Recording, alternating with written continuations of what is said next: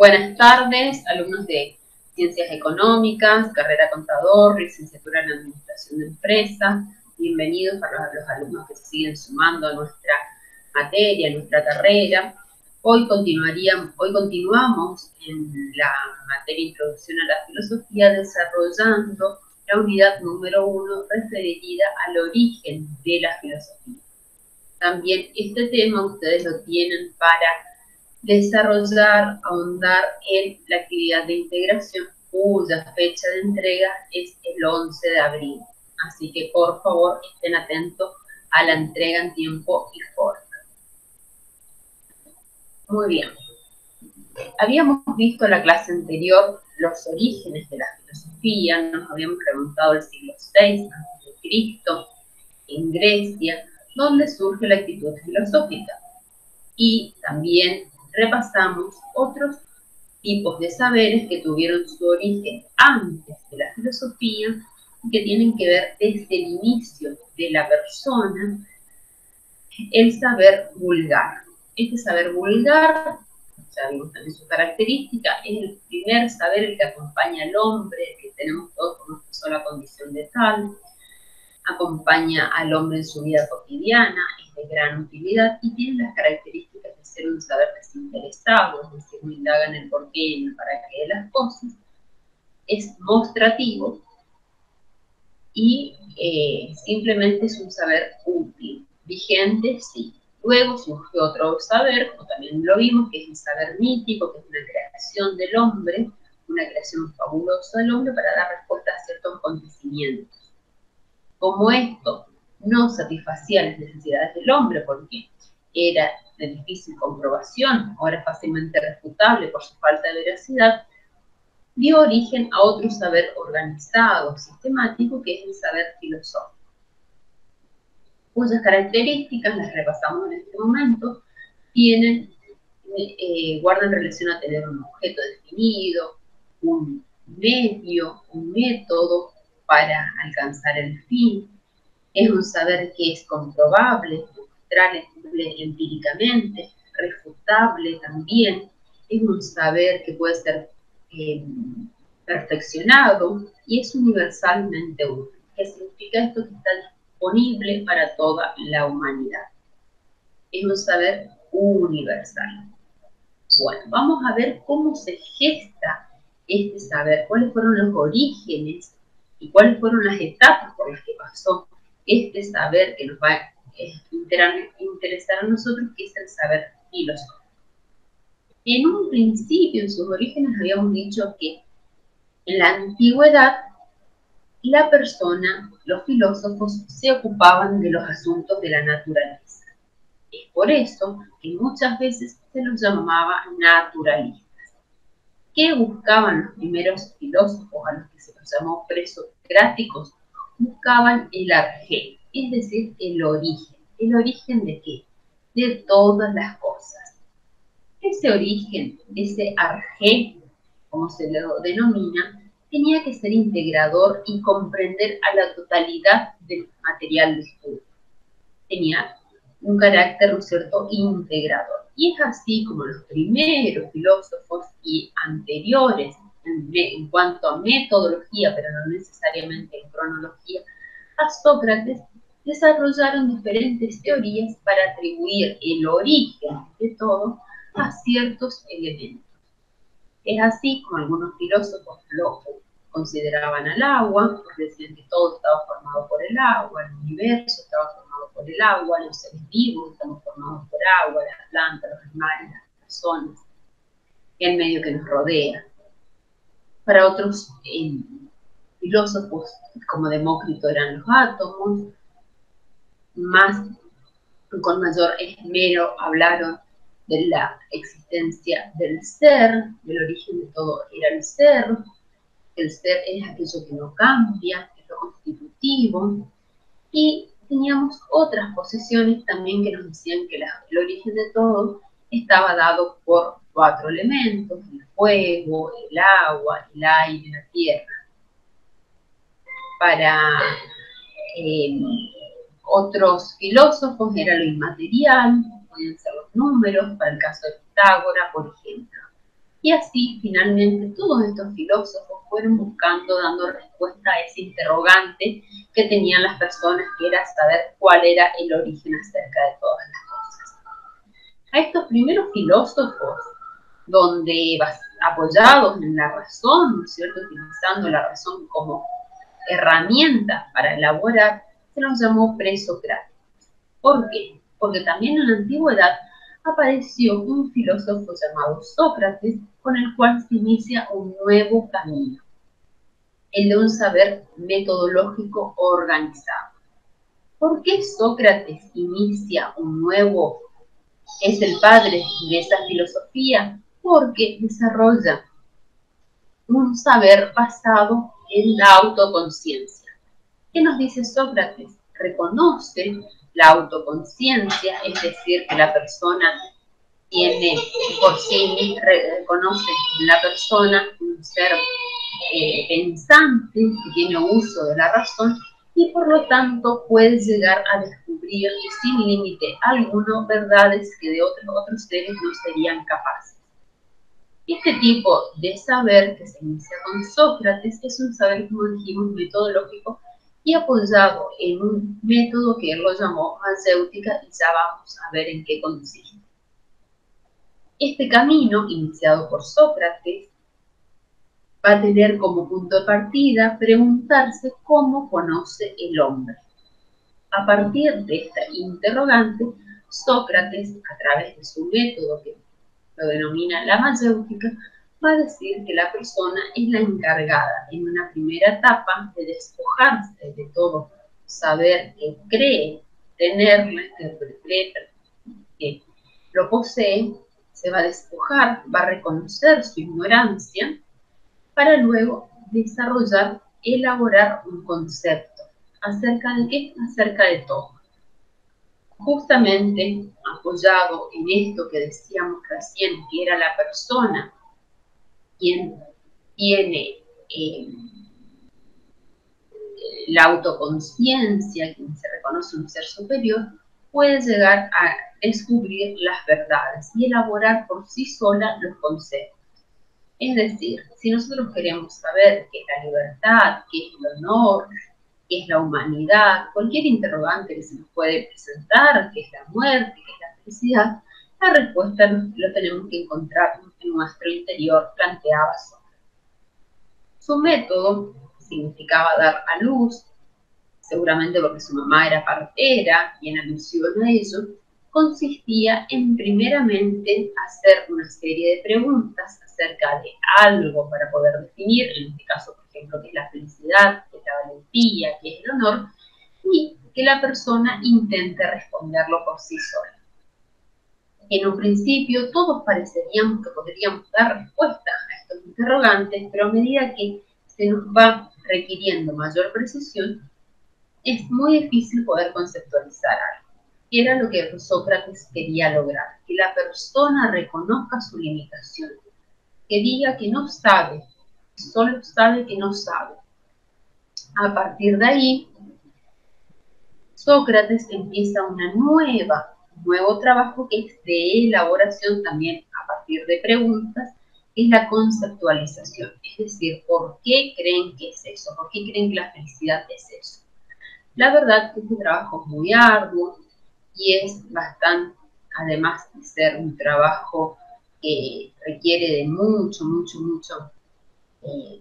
preocupación, meditación y ocupación y desarrollo, y con mucha profundidad, no podemos, lo común de la gente, muchas veces dar una precisión que tenga las características de la ciencia, es decir, que sea universal, cierto, demostrable. Por lo cual, este método fracasó, pero sí se le agradece a Sócrates haber sido el padre del saber, es decir, de haberse planteado los temas referidos a la teoría del conocimiento. La primera, ¿cuál es? ¿Cómo conoce el hombre? Después van a venir otras preguntas. Si es posible conocer, y cuando el hombre conoce, ¿qué es lo que conoce? También vamos a ver que hay diferentes teorías para dar respuesta a esto. Entonces con Sócrates se inicia un proceso en la antigüedad, en el siglo V a.C., de elaboración conceptual y ordenada del saber. ¿Cuál? Justamente, bueno, Sócrates, también en esta época existían los sofistas. ¿Quiénes eran los sofistas? Los sofistas eran personas que rondaban, que andaban por la calle ofreciendo su saber. Es decir, y lo vendían por un precio bastante elevado, vendían su saber. Recuerden ustedes que nosotros vimos que la filosofía tenía la característica de ser accesible a todos y que los filósofos lo hacían de forma desinteresada. Mientras que estos que eran los sofistas lo que venían a hacer era a vender un saber, es decir, a vender un saber que no era cierto muchas veces, que carecía de la verdad, la característica que tiene que tener la ciencia, que es la verdad, pero que sin embargo satisfacía algún interés que tenía la persona. Esto muchas veces, por supuesto, no era bien visto porque al carecer de verdad se entendía que se corrompía a la sociedad. Más aún cuando la persona ya había alcanzado en este momento un nivel más elevado porque había avanzado hasta la elaboración de un programa, de un proyecto acerca de cómo conoce el hombre. ¿Para qué? ¿Qué buscaba siempre la filosofía? Y esta es una de las preguntas importantes. Encontrar la verdad. ¿Cuándo estamos ante la verdad de algo, chicos? Estamos ante la verdad de algo cuando descubrimos la realidad de las cosas. Cuando nos adentramos en esa cosa. La realidad permanece intacta, la realidad es siempre tal cual, es el mundo que nos rodea, pero es la persona la que tiene que hacer ese esfuerzo por encontrarla. Entonces los sofistas no podían ofrecer la verdad. Ofrecer la verdad significaba hacer un trabajo más arduo, más de mayor compromiso, y estos daban soluciones rápidas, como por ejemplo, hacían trabajo muchas veces de defensa para las personas que eran condenadas, que buscaban su propia libertad, o no pagar alguna sanción, buscaban, también asesoraban a políticos que querían ganar algunas elecciones, que querían ser tenidos en cuenta para ocupar algún cargo político. Por eso Sócrates es acusado, ustedes sabrán, de haber corrompido a la sociedad, de haber formado parte en su juventud de esto y haber hecho entonces desastre, como se dice en la juventud. Y por lo tanto fue condenado al destierro, y al no querer él cumplir con esta condena, ¿qué pasó? Le dio la cicuta, es así como muere tristemente. Coméntenme por favor cómo estamos hasta acá. ¿Se entendió? Estamos yendo rápido, chicos, porque esto ya fuimos viendo clases anteriores y es solamente para establecer el marco histórico en el cual se gesta cuáles son los primeros pasos del saber filosófico. Bueno, recién hablamos de Sócrates y dijimos también que nos íbamos a referir a Platón y a Aristóteles. Platón, discípulo de Sócrates. ¿Qué saben ustedes de Platón? ¿Les suena algo Platón? Si son egresados de la escuela secundaria, seguramente lo vieron recientemente. Creo que nunca leímos. ¿No? ¿Nunca? ¿No tuvieron filosofía? No. Bueno, muchas escuelas no tienen. Bueno, Platón, también un filósofo, discípulo de Sócrates, sigue con este camino empezado por su maestro de querer entender cómo conoce el hombre. Acuérdense que esa es la pregunta que se hace Sócrates y a partir de ahí establece el método de la mayéutica que dijo. Sócrates va a decir no, el hombre no conoce elaborando sus propios conceptos, sino que el hombre conoce a través de una forma que se llama reminiscencia. Reminiscencia significa recordar. Y para poder explicar Platón cómo conoce el hombre, ¿qué es lo que hace? Establece un dualismo, ¿sí? Plasma sus dichos en un dualismo y establece un dualismo ontológico y un dualismo antropológico. Entendido gráficamente, sería que en el ámbito del ser, es decir, el ámbito de lo que existe, de lo ontológico, hay dos áreas. Un área de las cosas del mundo que nos rodea, que es el mundo sensible, y otro que es el mundo invisible, inmaterial. ¿Estamos hasta ahí? Ese es el dualismo ontológico, con dos áreas bien detalladas. El área de lo sensible, que es el mundo que podemos percibir a través de los sentidos, y el área de lo inmaterial, que es aquello que no puede ser percibido por los sentidos. Y avanza un poquito más Platón y desarrolla también un dualismo antropológico. ¿Qué significa este dualismo antropológico? Que la persona está formada por cuerpo y alma. Esto responde a la pregunta cómo está formada la persona. Y tenemos ahí al cuerpo y al alma, que a su vez tienen las características del alma, pertenecer al mundo ontológico de lo inmaterial, y el cuerpo tener las características de todo aquello que está representado en el dualismo ontológico de lo material. ¿Estamos hasta ahí? Por favor, cualquier duda. Entonces, Platón dice que la persona conoce a través de la reminiscencia. La reminiscencia es recordar.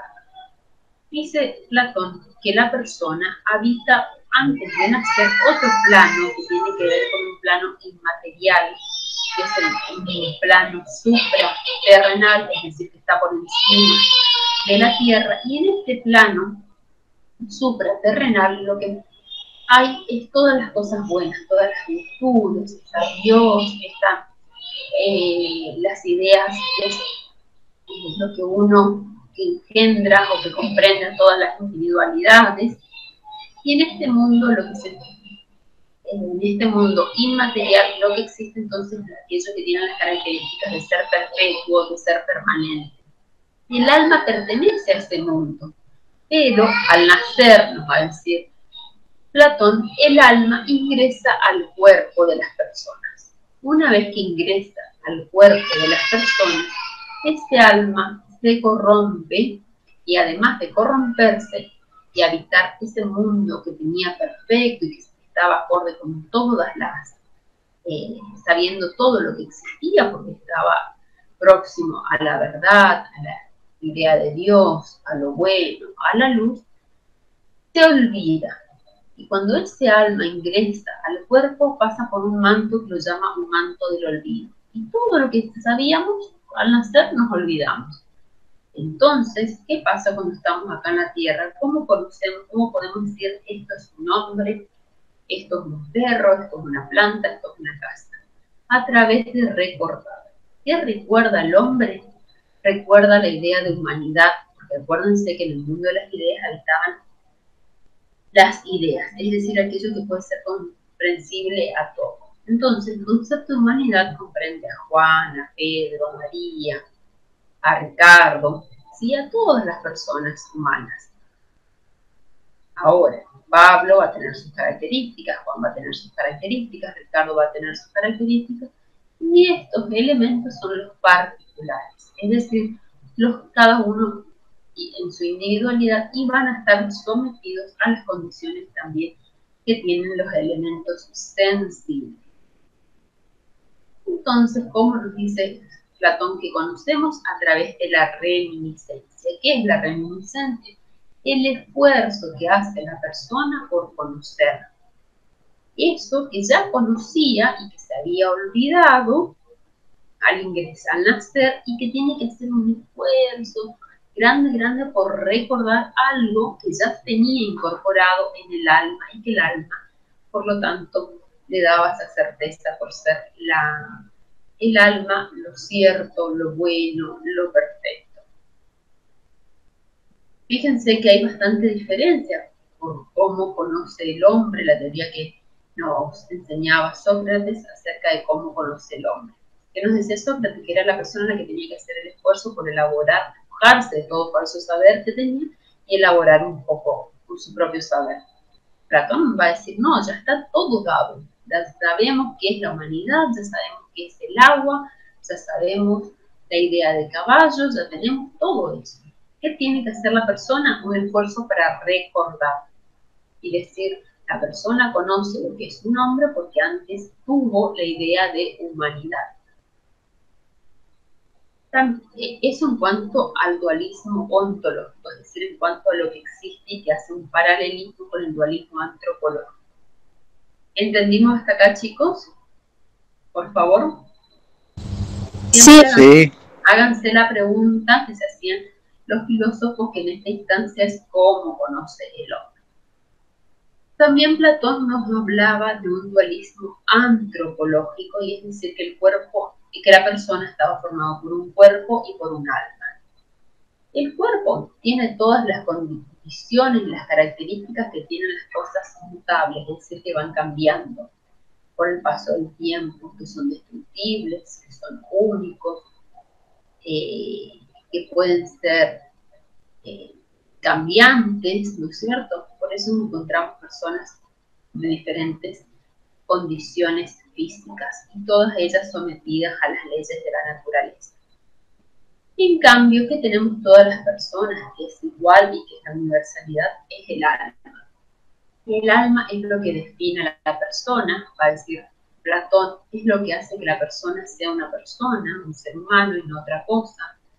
Es lo que va a dar, al animar a ese cuerpo, es el alma. Y el alma tiene la característica de ser indestructible, a diferencia del cuerpo, que el cuerpo sabemos que puede ser cambiante, puede ser mutado, puede ser destruido.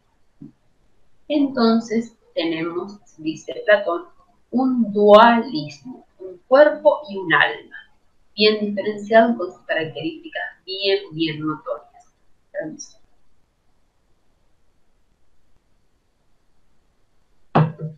en esta línea del tiempo, y para entender también una de las características que vimos nosotros de la filosofía, que es un saber que siempre puede ser perfeccionable, aparece Aristóteles. Aristóteles, también filósofo de la antigüedad, posterior a Platón, va a explicar, se va a enrolar en esta discusión acerca de cómo conoce el hombre, y va a decir que el hombre conoce a través de la teoría de la abstracción. También se va a hacer un tiempo para hablar de la constitución de la persona. Nos va a decir que no existe ese dualismo que planteaba Platón del cuerpo y el alma, sino que el hombre es un todo. Y lo llamó a su teoría hilemorfismo. Va a decir que el cuerpo y el alma no se pueden separar porque es un todo. No podemos hablar de dos elementos constitutivos. Es uno solo. Y el alma es el elemento que está adentro del cuerpo y es el elemento vivificante del cuerpo, este alma. ¿Qué hace el alma? Se ha apoyado o utilizado en el cuerpo como instrumento, va a hacer todo lo que la persona quiera. Es el elemento vivificante, es lo que nos hace ser personas. Cuerpo tiene un montón de cosas que existen en el mundo material, ¿cierto? El pizarrón, la silla, la mesa, todo tiene cuerpo, pero alma solamente es una característica de la persona. Eso en cuanto a Aristóteles. Vamos a ver qué nos dice Aristóteles de cómo conoce el hombre para Aristóteles. Seguimos en la antigüedad, chicos. Para Aristóteles, el hombre conoce a través de la abstracción. ¿Qué significa abstraer? Separar, quitar. Dice que todas las personas vivimos en un mundo sensible. Todos podemos reconocer que tenemos un mundo que nos rodea. Somos nosotros seres sensibles y tenemos los sensibles, que son las cosas. A su vez, existe entre las cosas que nos rodean un área de la sensación, va a decir. Pero son nuestros sentidos lo que permiten que nosotros podamos reconocer qué son las cosas y que podamos tomar sus características. Decir que aquello es un caballo, que tiene 4 patas, decir que es una manzana roja, decir que es una mesa porque tiene 4 patas, una tabla, decir que es una silla por su función. Todo esto lo captan los sentidos. ¿Pero qué dice Sócrates? Aristóteles. Bueno, una vez que la persona conoce a través de los sentidos el mundo que lo rodea y que ve las características que tiene la mesa, las características que tiene un caballo, que tiene una mesa, una silla, tiene que elaborar un concepto, dice Aristóteles. Porque 4 patas, y puede tener, si digo que tiene 4 patas, podemos hablar de un caballo, tiene 4 patas, una mesa tiene 4 patas, una silla puede tener 4 patas. Entonces, dice Aristóteles, tiene que elaborar un concepto basado en las demás características y apoyado en el esfuerzo intelectual que hace la persona. ¿De qué? De separar, por eso se llama abstracción y esto se cumple en la mente de la persona. Primeramente, llega en crudo todo el material, es decir, nosotros vemos lo que tenemos enfrente, la cosa tal cual es, con todas sus características. Y luego vamos diciendo, bueno, que sea de color rojo no es un elemento indispensable a la silla. Que sea de madera, tampoco, porque existen sillas de metal, existen sillas de plástico. Veamos cuáles son los elementos entonces que sí caracterizan la cosa, ya sea un caballo, una mesa, un silla o cualquier elemento. Y entonces cuando la persona toma solamente los elementos que caracterizan a esa cosa, es decir, toma su esencia, se dice que este proceso de abstraer, de separar, se cumple en la inteligencia, ¿qué hace? Elaboramos un concepto y decimos, esto es una silla. Y el concepto de silla, sabemos nosotros que puede ser aplicable tanto a una silla de plástico que sea roja, a una silla de madera blanca, es decir, a cualquier elemento que tenga la finalidad, la causa y la fuente de ser una silla. Ese método se llama abstracción y nos dice que la persona conoce primeramente a través de los sentidos, pero es la razón la encargada de elaborar un concepto, de abstraer, de separar y de elaborar un concepto, y que ese concepto abarque la universalidad, es decir, que puede ser utilizado a cualquier cosa particular que reúna esas características. Vimos también recién que nos decía Aristóteles respecto al cuerpo, ¿no es cierto?, y a la persona. Repasando ese tema, nos hablaba del ileformismo, es decir, un alma adentro de un cuerpo, que este alma es el elemento vivificante. Entonces, chicos, hasta acá, ¿qué es lo que vimos hoy? Vimos que en la antigüedad, el primer saber filosófico, sistemático, lo llamaban los naturalistas, que eran las personas que se ocupaban de entender o de comprender a la naturaleza y de poder desarrollar todo lo referido a ella. Tenían como objeto buscar el origen de todo, que era el arjé, el origen de todo. Luego, con Sócrates, se inicia un nuevo camino, este camino de la autoconciencia, es decir, pienso, luego existo, y a partir de ahí puedo elaborar un propio concepto. ¿Acerca de qué? De todas las cosas, nos decía Sócrates. Y empieza con el nuevo camino que, si bien fracasa, se le agradece, como habíamos dicho, haber sido el padre de preguntarse cómo conoce la persona. Y su método, la mayéutica, que finalmente le costó la vida. Lo sigue Platón, cronológicamente, que dice que conocemos a través de la reminiscencia, de este esfuerzo que hace la persona por recordar aquello que su alma vivió en un mundo supraterrenal que habitó y donde fue nutrido de todos los saberes. Y finalmente aparece Aristóteles con una teoría superadora, que es la teoría de la abstracción.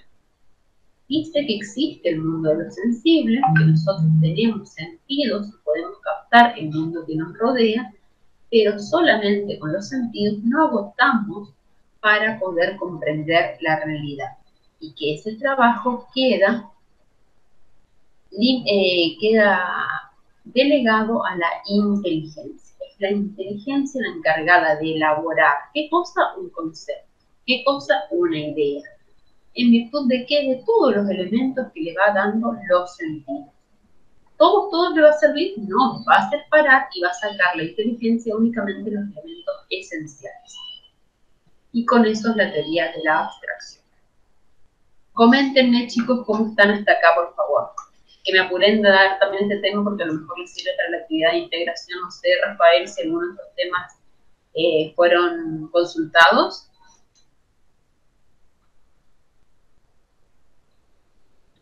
Bueno. ¿Cómo? Algunos de estos temas fueron temas que citados en el trabajo de integración. Estaban referidos a la filosofía nomás. Sí, estaba las dos posturas de la filosofía de Jasper y...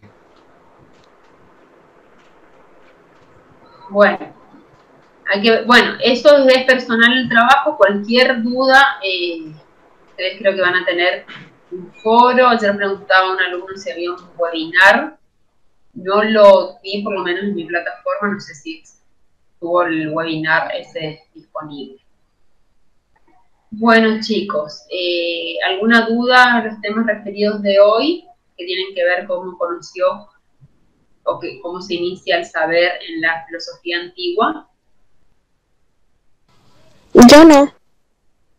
Bueno, No.